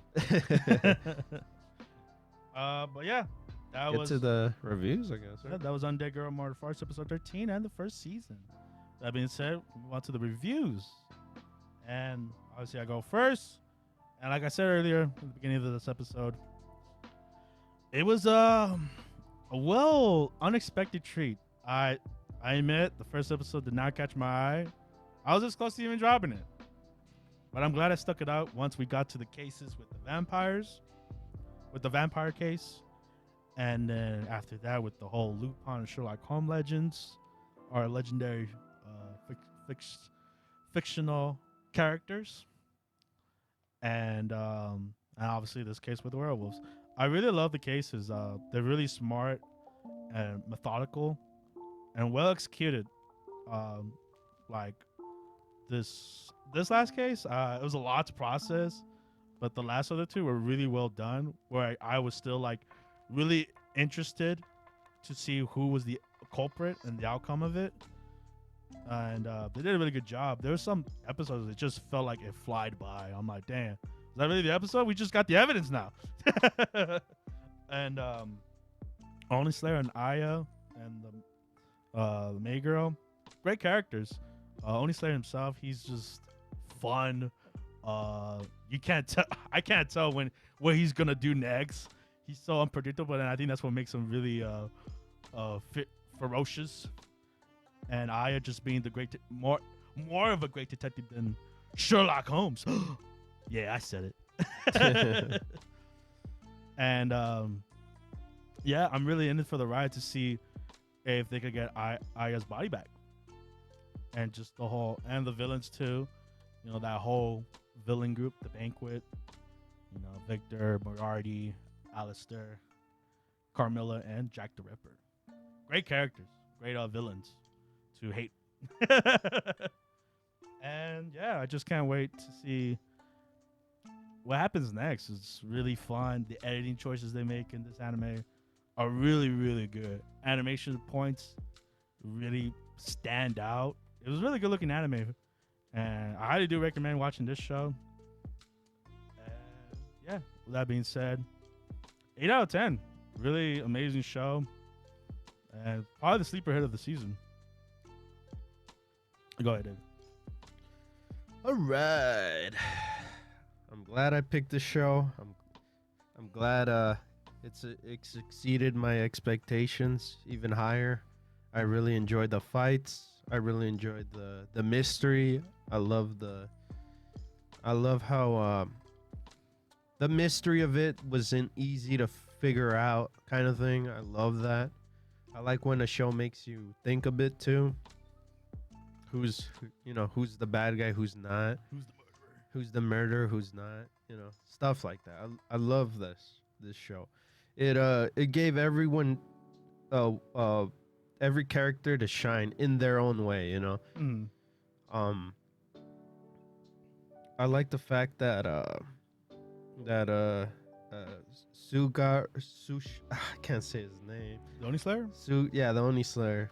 I love how he's not like, no, he is smart, but I love that he brings the comedy in because he's always funny. I enjoy his humor, you know. I think they said in this episode he plays the fool really well. Yeah. To a point you know he's not the fool. And that's why I like about him. Like he's a bright man, but he makes himself the fool of the group, you know. Mm. I like Shizu, and like how she tries her best to like do her best for Aya, you know. She's there. She supports. She's a amazing support for Aya, and then of course Aya, the head of the group, and I really enjoy her company and her explaining to us her how she found everything out. You know, that's awesome. Mm. What else? I love the three. No, was it? Yeah, it was three kind of arcs in a way. Yeah. It was the vampire arc, the Black Diamond arc, and then the werewolf arc. I in my head when we were watching this show and then our previous show, I wish they swapped sides, where they put 15 episodes on this show and that show keep it 12 or something. Like I wish they. Like maybe those two other episodes would have helped those action scenes, and then we would have got more episodes out of it. Mm-hmm. Like I wish that was in this one, but you know, it's how good this show was. Like I wanted more. Yeah, I wanted more. I really liked the opening. It was fun, and I just can't wait for more of this show. Mm-hmm. It's fun seeing them trying to get to the you know, the major goal. That's the one thing I wish in shows have a major goal that they're going to. They have goals. I love the goals in between and then their major goal. Yeah. Like finding One Piece. Yeah. So yeah, I can't wait. Yeah, I give this show an 8. All right. Maybe later, hopefully second season continues this and my rating might go higher. Yeah, hopefully it gets the green light for a second season. It really deserves it. Really did an amazing job, and it keeps up with how it did in this season. Mm-hmm. But yeah, unfortunately, we have to say goodbye to Undead Girl Murder Farce. Great run, great season, highly recommend it from both of us. Mm-hmm. And with that being said, move on to the next anime. We have Zombie 100, episode 9. And yeah, we are on our way to meet up with our main character's family. His father. He gets flashbacks off of, you know, not good memories of his dad. You know, sound like he disappointed him in his choices in life. But he wants to make it like he wants to make him proud. Yeah, that was the major thing of it. You know, make him proud. The thing and make up the time that he didn't have to him. I guess. And this show is all with these you know, realistic moments where you kind of sympathize with him too. Like these are moments that you're like, damn, you feel for him too, because you're like, you have that thing with your dad too, or it's relatable. Relatable is really relatable. Mm-hmm. So when it happened, I was like, damn, dude, I was tearing up for the man, the Treehouse man. Treehouse man. I was like, damn. Oh yeah, because you know, like as fun as Zombie 100 gets, you know, with their antics and stuff. Yeah, because it was a joke, you know, like, oh, look at Treehouse. He's building a treehouse. He in a way he was like comedically joking with the boars and stuff like that. But then once he starts talking, well, like he talked about his family, that was like, damn. Yeah, like the whole reason why he's there is like, oh, you forget this is a zombie apocalypse, and you know, most people don't make it out alive or make it out. Yeah, because Akira said, hey, where's your son? Mm. Then he explained to him like, hey, I literally took him out. And I was like, damn, it got really dark. No, it got really dark, but you see the man cry too. Mhm. So our Kira himself is like, hey man, we'll finish this house together for like the memories of your family, you know. Yeah, and, Kind of bringing back the whole, you know, keep their spirit alive, you know. yeah, and also like live in the moment. Yeah. Which is actually one of his things on his bucket list. So he did 2 birds in 1 stone. Yeah. And everyone had a good time. You know, even his best friend had to write down naked on slide. Every man's dream. Hey man, I feel like he has his own bucket list of being naked everywhere. Right? He's planning to do everything naked. Like he wants to go to France naked. Probably. That'll happen. But yeah, once they make his treehouse, they say their goodbyes because the way to the village or that village, it was blocked off because of all the tourists in the tunnel. So they had to go. Well, that was before, I think. Yeah, I forgot to explain that. Yeah. And then so they had to go over the mountain, and you know, our MC guy, he's like, this is natural to me. The rest are like, oh my god, we're gonna die. This is life or death, just going through this route. And he's like, nah, it's Tuesday for me. What's your usual saying, man? What? This man is Country bumpkin. There you go. Yes, he's from the countryside. He's a farmer boy. Farmer family. And I kind of like that the village isn't overrun by zombies. Like they literally. I like that they explained it too. Like, yeah, this is a rural area. No one gets here. No one comes here. Yeah. If anything, people traveled over here, but they didn't end up well because one of them was carrying a zombie. Yeah, one of them was affected. Turning. Yeah. And then we had to block off the tunnel. Yeah. No, like we do have, you know, foreigners and, you know, people that came over here, but, you know, not everyone made it. Yeah. But everyone in the village made it. So that's a plus. But what Walking Dead taught us that you can't trust everyone. Yep. Everyone has their own motives, ideologies. And in this case, it was unexpected with this one. Because obviously with our MC, he's looking at the zombie apocalypse as a second chance of doing the things he never got the chance to do. Right? And now, same thing. Same premise with the opposite. With the same ideology. Like, hey, now I get to do things that I couldn't do in society, but it is in a darker twist. Oh yeah, this boy is pretty much dark. Yes, and it's like he meets up with a bunch of other people that think like him, and like, you know, this one guy. They feel like connected, man. Yeah, like one guy wants to like put his tongue in a girl's throat. Another one wants to burn down her company. And another guy wants to like slap his wife or something like that. It's like a bucket list of sins. And unfortunately, in most apocalypse, some people think like that too.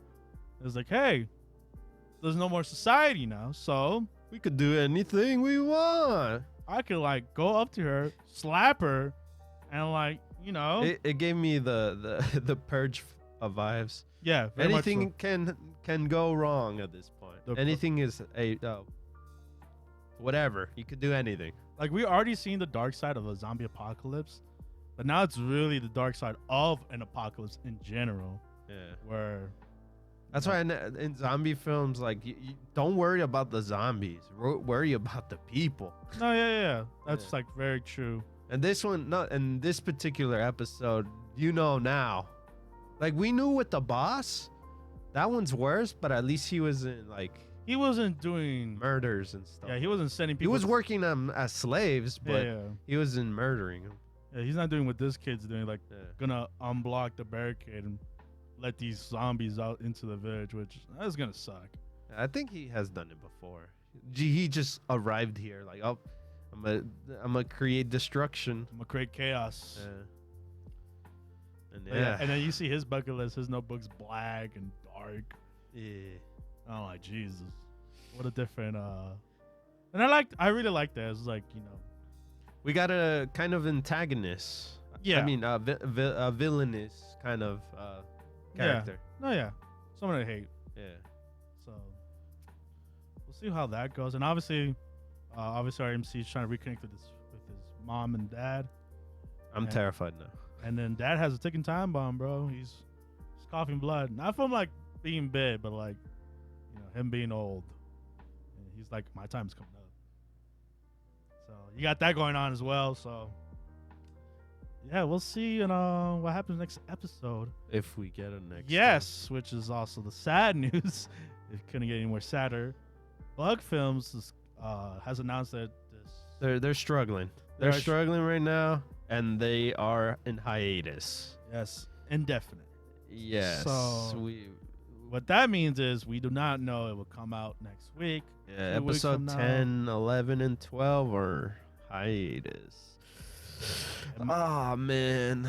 It might pull a Nier Automata, or we have to wait half a year to get the rest of the episodes.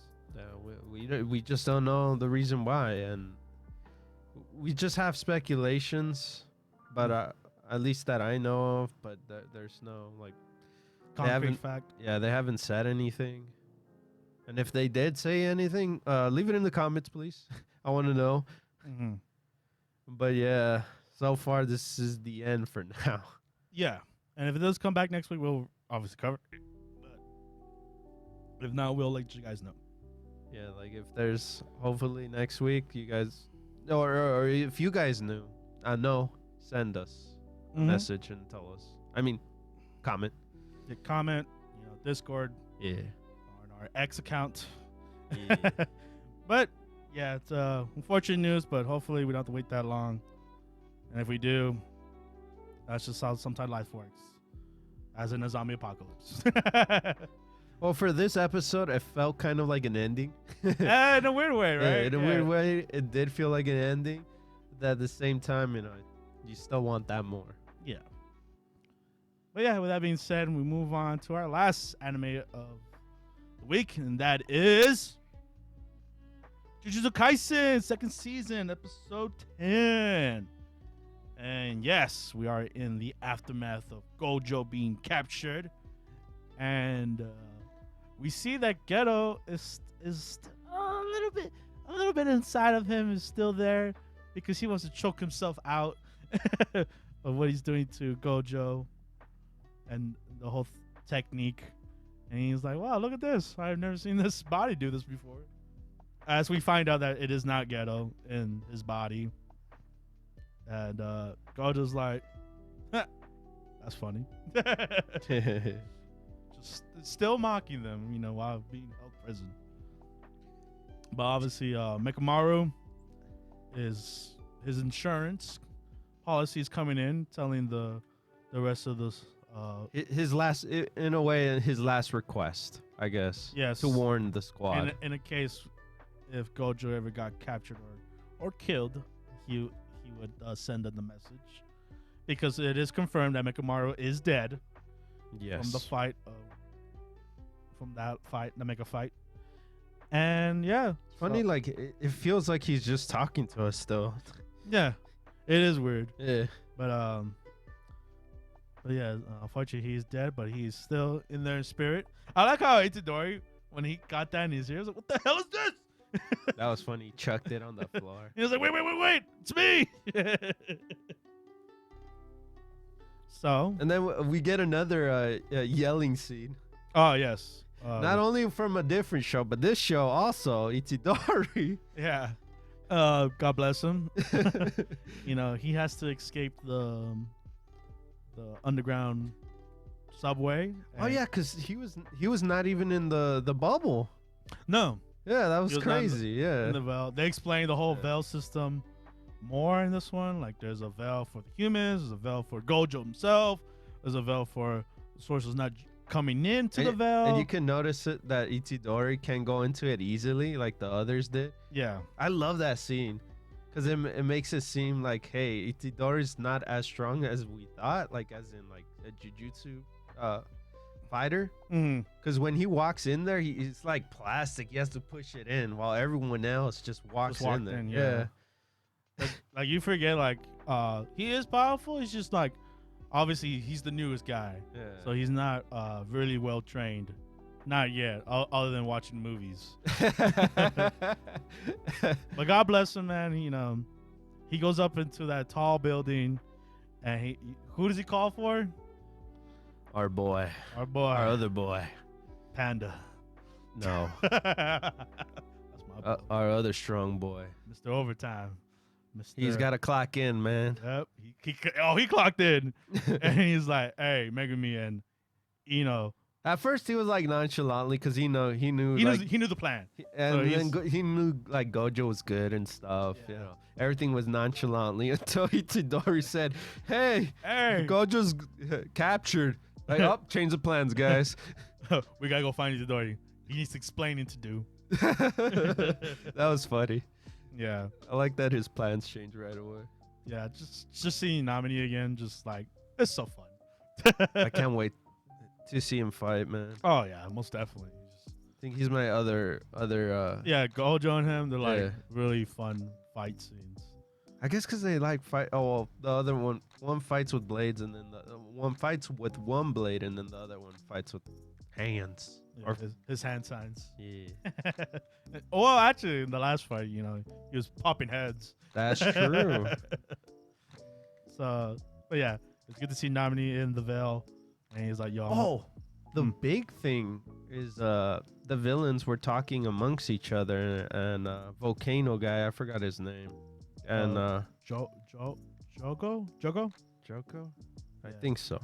Him and the other guy I hate. Nietzsche? I- No. I forgot his name, but yeah, they're in a. One wants to kill Itadori, and the other one wants to pretty much like Capture. feed him the finger.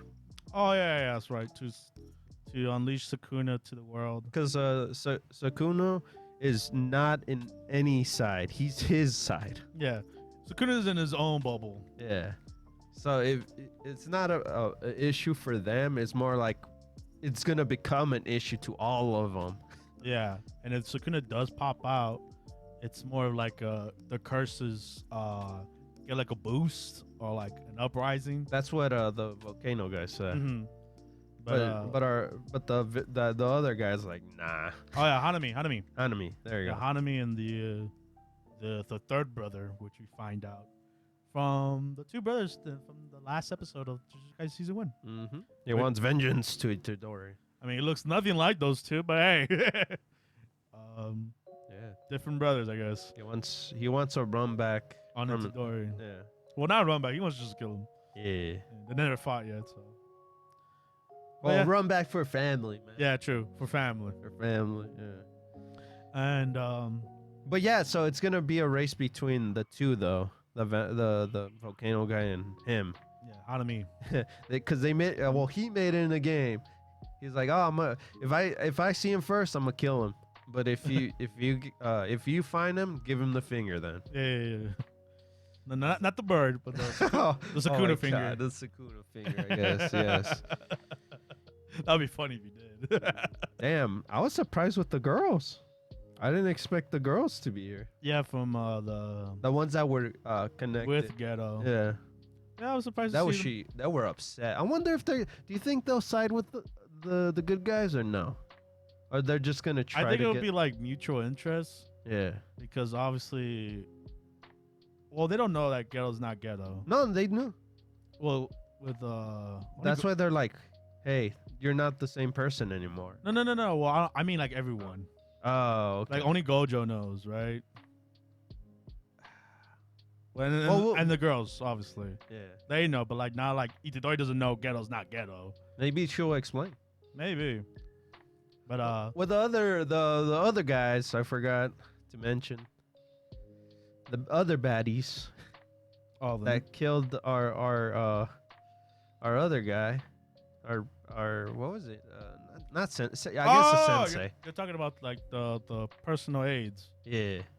Yeah, because they're using them as recon, or like to communicate in the outside veil, and unfortunately, was a hand sword, like literally a hand sword, it's gonna kill them all off so they can lose communication outside the veil. And yeah, they took out that guy. I didn't expect him to die. I know, me too. That was unexpected, and I was kind of sad about it. I was like, damn. Unless, That guy always helped with our three group. Mm-hmm. I mean, our Well, three, he helped with Gojo and them. yeah. So, I was like, damn, that sucks. I don't know. The way he died too, I'm like, damn. I don't know. Like It felt like a horror film. he kind of like did not expect it, and he like more shocked than anything. It felt like what do you call it? Like You know how I don't want to die? Who? That's an aide, the blonde hair girl. blonde hair girl. Yeah, she was like ding dong. Oh, First okay, season. the short hair. Yeah, short hair, blonde hair girl. Oh, okay, damn. She was fun. Was she here? No. Yeah, she is there. Oh, she's there. Oh, yeah, she's with the. It's because he was by himself. Maybe if they were by themselves, maybe. We'll see. We'll see if they can know how to fight. Well, if the funny thing it gave me vibes of Michael Myers. You know, when he went behind him. Yeah. Yeah, because we got like a little walking motion kind of thing, and then when we got to the guy on the phone, stab. Yeah, He kept shanking him or stabbing him, and to a point where he just collapsed forward. It felt like a horror film. Yeah. At that moment, Mm-hmm. he didn't even get to see the person he killed, What do you mean, killed him?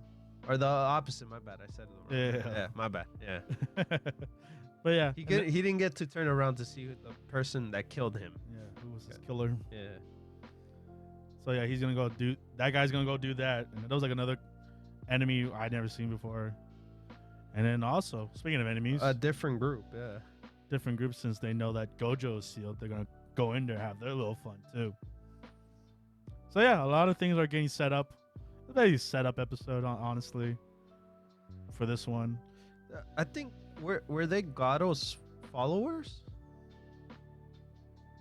Cool. Those The three up there. I don't know. Yeah, I was curious why were they coming other than Gojo, you know? I think maybe that's why they're like, since Gojo's out of the picture, we can have our fun. That's how I see it. I don't know anything else more their purpose. They but- gotta. Oh, maybe they'll explain it next episode or when we meet up with them again. Yeah. Because I'm not entirely sure. Like, why are you guys here? Other than that. Mm-hmm. But yeah. But yeah, we'll see. Like I said, kind of like a setup episode, but it's still good, still fun. And obviously, Gojo being Gojo, he ain't moving anywhere. Well, he stopped the enemy from moving anywhere too. Exactly. I feel like maybe he could get out on his own, but He's just trying to find a way, maybe. yeah. Because he was Obviously, he was not even locked up. He's never been captured before. I know, and he's kind of not locked up in a way too, because now he's just chilling there. He's like laying down and stuff, because you know how he was like locked up, kind of like tied up, and now that whole area is like destroyed because of him releasing a little bit of his ability, right? And he managed to stop everyone from moving. Mm-hmm. That's why fake Ghetto's covering him. Yeah. So, So now he has to wait there, huh? While everyone else moves. Mm-hmm. But yeah, That was crazy. we'll see what happens next week. Cannot wait. And with that being said, that wraps up the animes, and we move on to our news segment of the podcast. We have just Unexpected.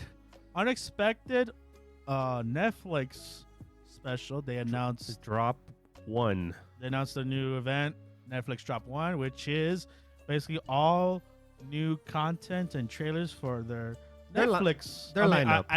Animation. Their lineup. Yes. Their show lineup. For this year and next year. Obviously, as the time of this recording, they showed off Castlevania Nocturne. That was their first show? That is out right now. You can watch all 8 episodes on Netflix. And I've seen the first episode, really, really good. So if you guys want a review of Castlevania, let us know. I will highly do that for you guys. But just watch it for the first episode. Really good. Really amazing. Excited to see it again. And the other, there's so many shows, but I think it was 9 in total. And the second show they showed off was Masters of the Universe. He-Man. He-Man. The Revolution. Revolution, which is a sequel to the last show. Same director, Kevin Smith, back at it again to do this Master of the Universe show. They just showed off a scene, not a trailer, so that has me worried from the last trailer I saw. Yeah, because I guess from we started the show, but it wasn't about. It wasn't about He-Man. He-Man. Yeah. Yeah. And then I guess later on, apparently he comes back and stuff. So Yeah, I guess this continues his thing. Yeah, because I think the main character is not He-Man; it's the girl. But now he is also in between. It was in between. It was weird. I don't remember what episode he comes back, but he becomes main for a bit. That's why it brings back to second season. You know, He-Man, like strong He-Man. He's just regular dude, from what I remember. But yeah, there was a lot of mixed reviews on that whole show. A lot of people either hated it or mixed about it. Some people liked it, so it's very mixed bag. Hopefully this season, hey man, they got a second season, so it's continuing. Can win those people over. Yeah. Maybe we'll watch it. I doubt it, but we'll see. The next animation show that got announced. Yeah. This was a surprise. Tomb Raider, The Legends of Lara Croft. Netflix got their. So it's crazy, man. I wasn't expecting this at all. To tell you the truth, I was predicting more of a Resident Evil anime before we get a Lara Croft animated series, but I guess Lara Croft won it, and I'm still excited because I really enjoy her games, and now I get to see her in an anime. Yeah, animation. Very cool. I mean, this is obviously heavily inspired with the reboot Lara Croft series, Tomb Raider.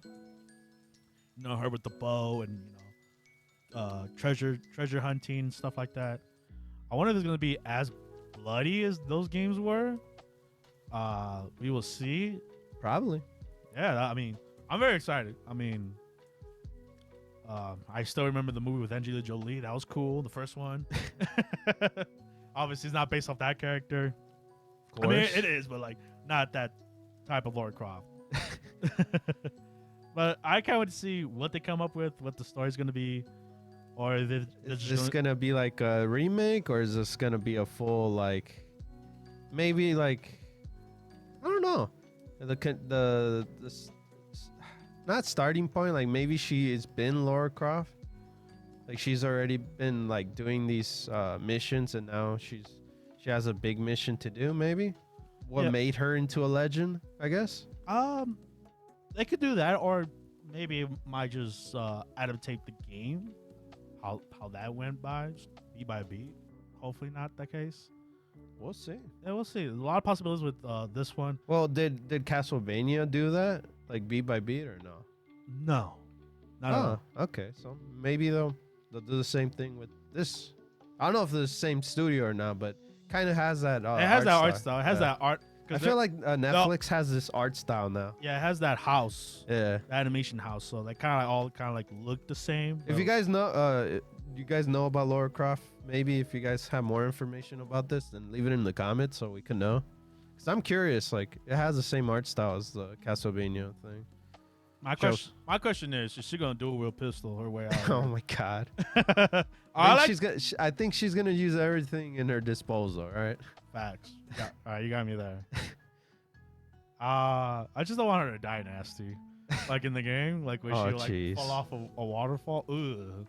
I think that's end of the show, first episode. You're dumb. But yeah, very cool, very exciting. Lara Croft always being a badass. And the other show they dropped, this one we knew was coming, but we enjoyed the Scott Pilgrim Takes Off. Yes, which is obviously this was funny. I wasn't expecting this. You saw the trailer, but I saw this clip, and I thought it was funny. Yeah, basically paying homage to Netflix's old system of doing services, which was keeping it to the Scott Pilgrim kind of thing, you know? Yeah, but like I said, paying homage to their roots, and waiting for your DVD to show up in your mailbox. But the funny thing, I guess, connecting to Scott Pilgrim, because he likes Ramona, so that was the whole situation. Like he was doing it for so he got a Netflix DVD to get her to deliver it here, his house, Yeah. So that's why he was waiting, and I thought it was funny. Yeah, I think that whole like scene was very well done, especially like his evidence of trying to find her was like her hair, a picture of her hair, and he's like, "You seen her?" And I really do like that all the cast members from the movie are in this animation, because you could really hear Michael Cera, and Audrey Blah. I forgot her last name, but Audrey, she's there, and his brother. I'm like, oh, okay, I can't wait to hear the rest of the cast. Chris Evans and Miss Marvel, she's in it too. So yeah, it's gonna be a fun ride, and just from like the clips and the trailers, it looks a lot of love and passion are into this show, and we don't have to wait that long. So coming out. Hey man, we love this. We enjoyed this studio. They've been doing well shows for us. We enjoyed what was it? Science Saru, right? Yes, Science Saru. Yeah. So I like how from this scene, I love the style. I love the blurriness, like kind of thing. I don't know if the comics had that, where the character in the background, it was kind of blurry. And then our main character is like the main focus. I don't know if you noticed that in the anime. No, yeah, I did notice. That was awesome. I really like that. I was just more noticing like the voice acting in it, and just like, man, they really kept their characters intact, Yeah. But yeah, it's gonna be a fun time, especially if you've seen Scott Pilgrim vs. the World movie. If you haven't, please watch it. It's fun movie. But yeah, November 17th, that show coming out. So 2 months from now, or 1 month now, right? Anyways, the next show that Netflix had to drop is Blue Eye Samurai. And this one came out of nowhere for me. This was not on my radar. This is a Netflix original anime, so this has no story tied to it. This is its own thing. Yes, but it's about a girl set out for vengeance after what they did to her mother. Because she's mixed race. Yes, she is white, no, American, Japanese, right? Think so. Yes, and like I said, she's out for vengeance. And if the John Wick movies haven't proven me right, we all love a vengeance story. and for it being a CG, it looks really damn good.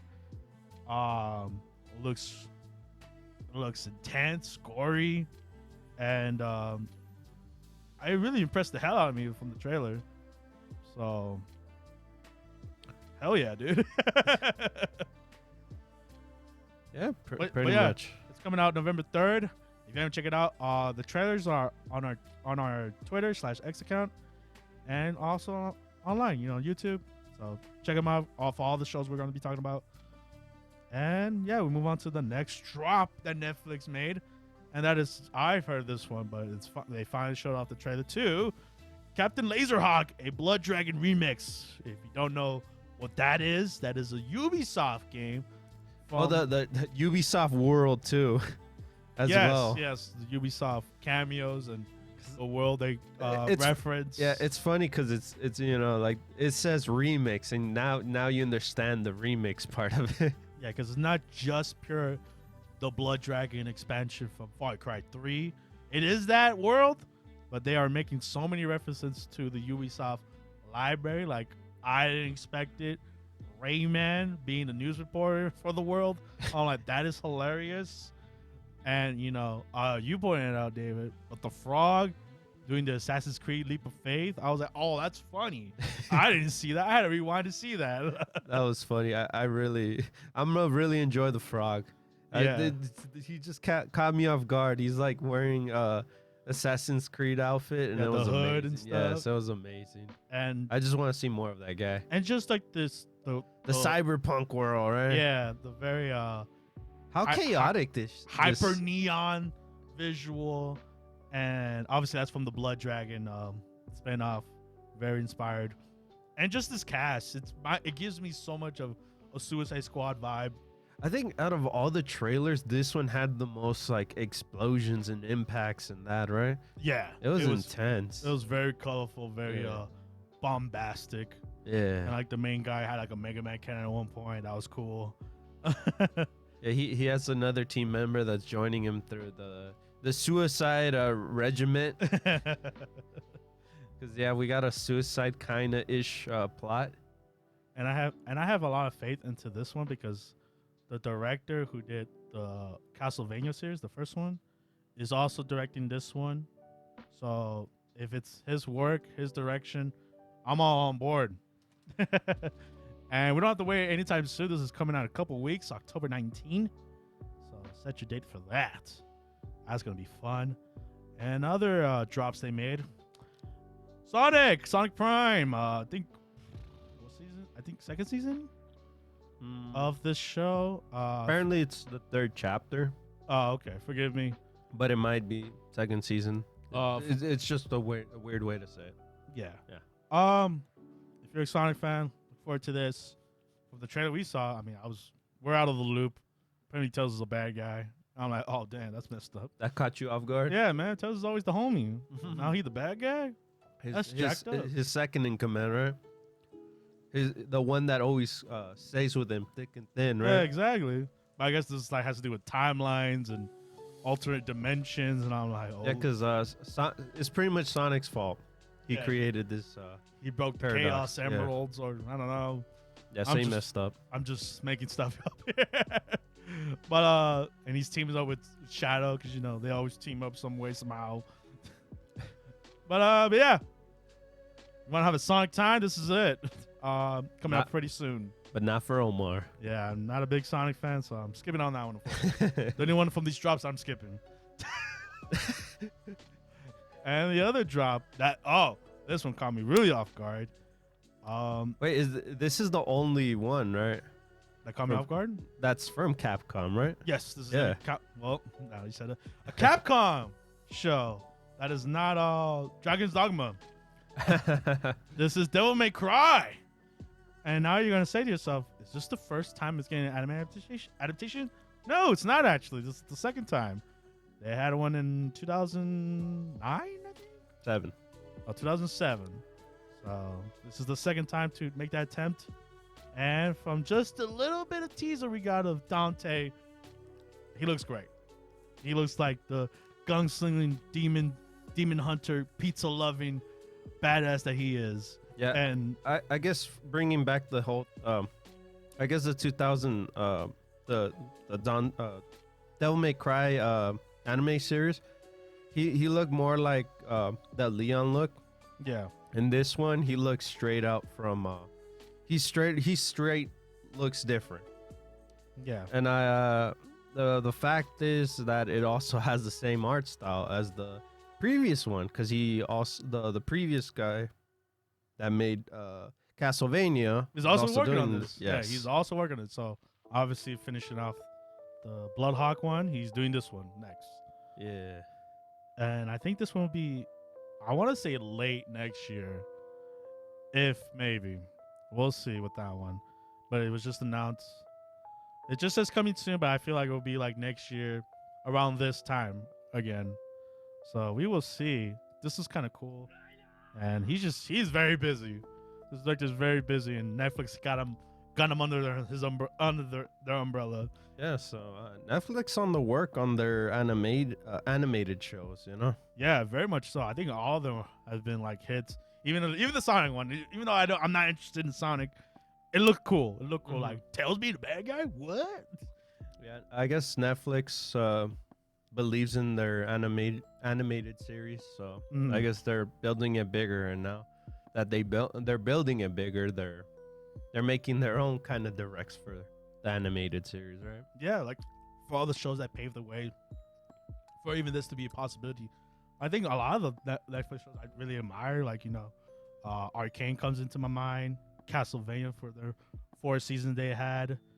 I was gonna say Dragon's Dogma. Hey, maybe people saw it.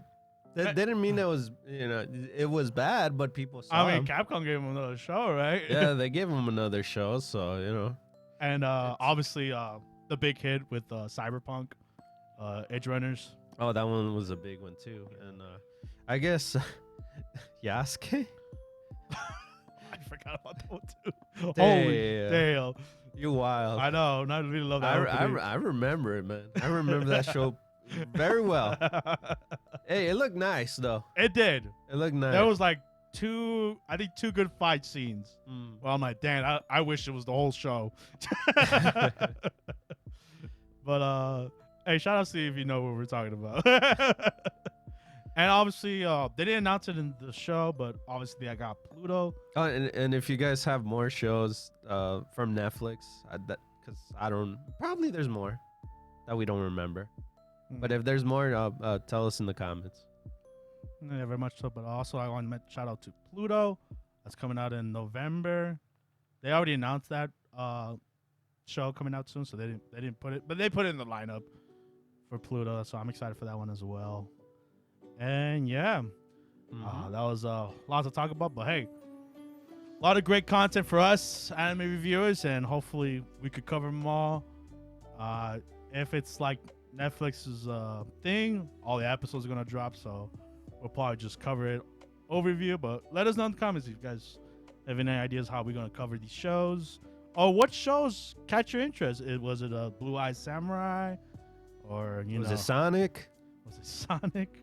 Or are you watching the Castlevania Nocturne show? Let us know. I'm very interested in what catched your interest. Or was it Dante? Yeah, or Scott Pilgrim. Or Laura Croft. Any one of them. They all seem good. Yeah. Wow, I can't believe you said Sonic seems good. For people, man, not for me. You know? I don't know. You said it, man. All of them. Just kidding. But yeah.